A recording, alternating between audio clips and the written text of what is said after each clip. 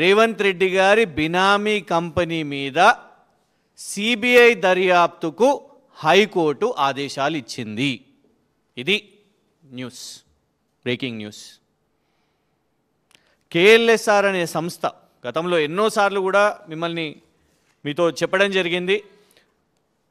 రేవంత్ రెడ్డి గారు పిసిసి ప్రెసిడెంట్గా ఎంపీగా ఉన్నప్పుడు ఏదైతే వాహనం TS075FF0009 ఈ వాహనం కేఎల్ఎస్ఆర్ వాళ్ళు రేవంత్ రెడ్డి గారికి గిఫ్ట్గా ఇవ్వడం జరిగింది. దాన్ని రేవంత్ రెడ్డి గారు ఉపయోగించారు.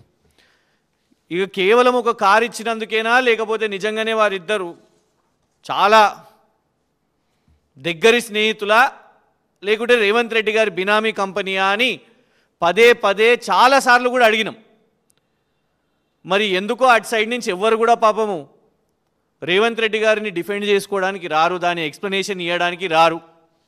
ఆ కంపెనీ వాళ్ళేమో ఫోన్లు చేసి బెదిరించే ప్రయత్నం చేస్తారు, దీని గురించి మాట్లాడకండి అని.